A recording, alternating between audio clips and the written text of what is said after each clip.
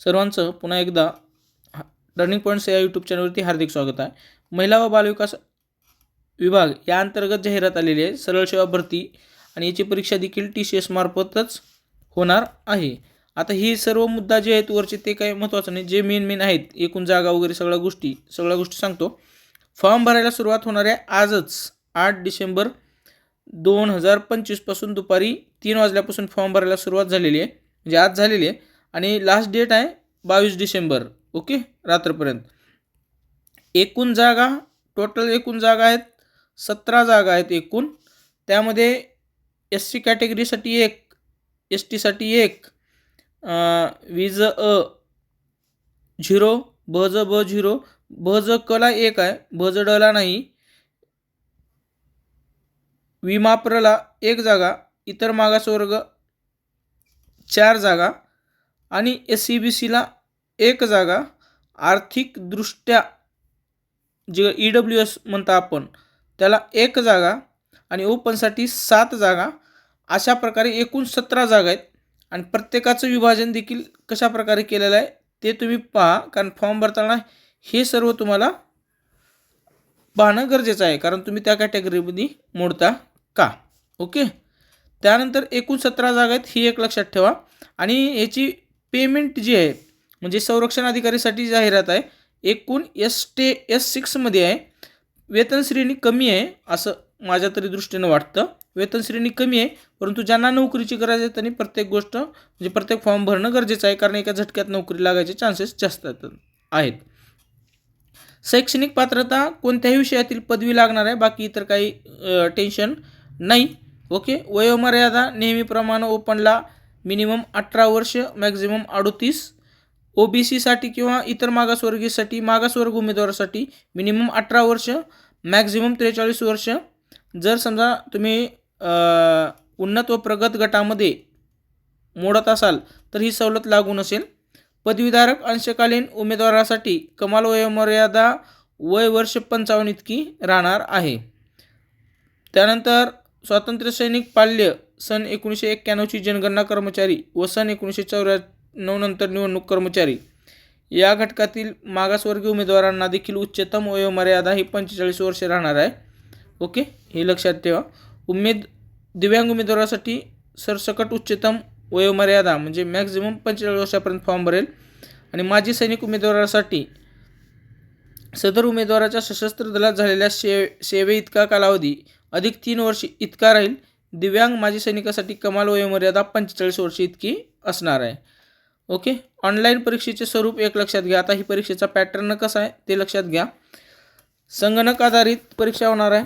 Okay, आणि online परीक्षा मराठी व इंग्रजी भाषेमध्ये असणार आहे, म्हणजे तुम्हाला 2 भाषेमध्ये प्रश्न असणार आहे, परंतु मराठी व्याकरण मराठीमध्येच असेल, इंग्रजी प्रश्न इंग्रजीमध्येच असेल. वस्तुनिष्ठ बहुपर्यायी स्वरूपाचा प्रश्नपत्रिकेतील प्रत्येक प्रश्नास 2 गुण ठेवण्यात आलेले आहेत.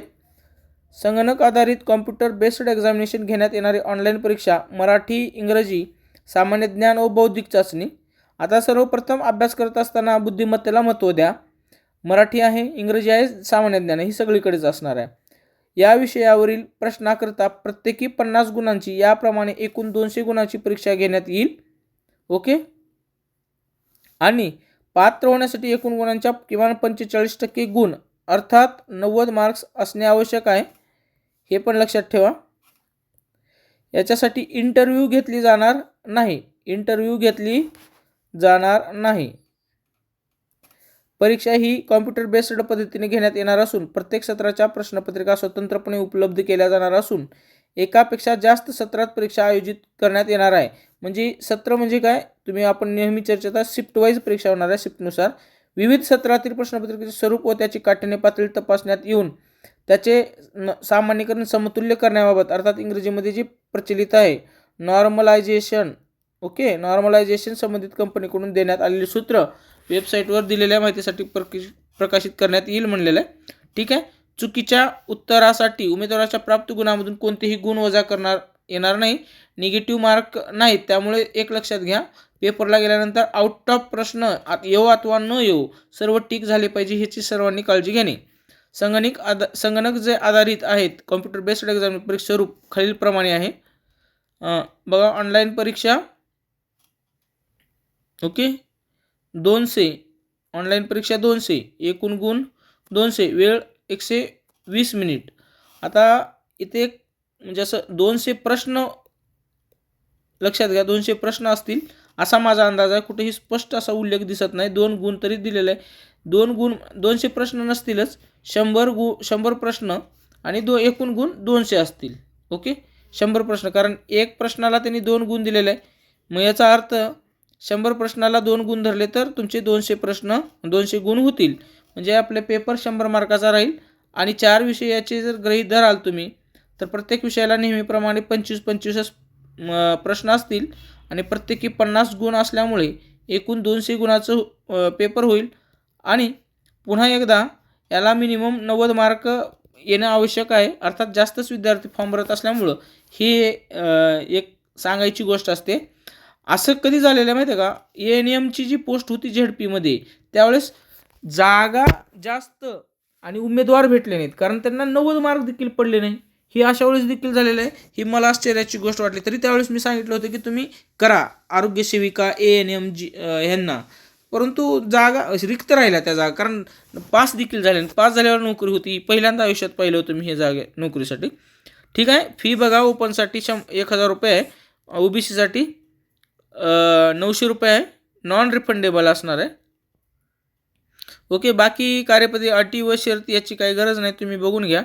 डॉक्युमेंट्स वगैरे सगळे याची PDF मी डिस्क्रिप्शन बॉक्समध्ये लिंक देतो, तिथं तुम्हाला PDF देखील मिळून जाईल, यात काही डाऊट नाही. आता सगळ्यांचा विचार असतो की 17 जागा काय करणार आहे. बघा, सरळ सेवेमध्ये प्रत्येक परीक्षा ही तुमची मुख्य परीक्षा असते. ह्या दृष्टीनं अभ्यास करा. जागा 7 आहेत का 17 आहेत का 1700 आहेत का 7000 आहेत ह्या मॅटरच करत नाही. तुम्हाला नोकरी पाहिजे का, नोकरी पाहिजे असेल तर तुम्हाला प्रत्येक मुद्दा आहे, तुम्ही एकटे आहात, तुम्हाला एकच जागा लागणार आहे. ही परीक्षा नाही मिळेल तर ह्या परीक्षेत. आणि अशा कमी जाहिरातीला जागा जिथं कमी राहतात ना, मुद्दाम फॉर्म कमी येतात. त्यामुळे ते फॉर्म भरलेलं बेटर राहील. ज्याला आवश्यक आहे नोकरीची त्यानं फॉर्म भरावं असं मला तरी वाटते. बाकी सगळ्या जे आहे अटी शर्ती समांतर आरक्षण ह्या गोष्टी तुम्ही वाचू शकता. बाकी काय नाही एवढं विशेष. तुम्हाला अभ्यासक्रम वगैरे सांगितलेलं आहे. सगळी PDF तुम्हाला मिळून जाईल. फॉर्म भरा सायबर कॅफेवर, एकदा व्यवस्थित वाचा. ठीक आहे. व्हिडिओला तर नक्की शेअर करा. आणि सगळ्यात महत्त्वाचं म्हणजे टर्निंग पॉईंट्स ॲपवर तुम्हाला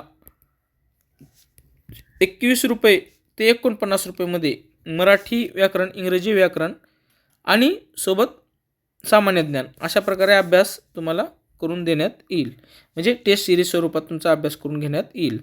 त्यानंतर बघा, तुम्हाला जसं योग्य वाटतं त्या पद्धतीने तुम्ही निर्णय घ्या, परंतु फॉर्म भरा. ज्याला नोकरीची गरज आहे त्यांनी फॉर्म नक्की भरा.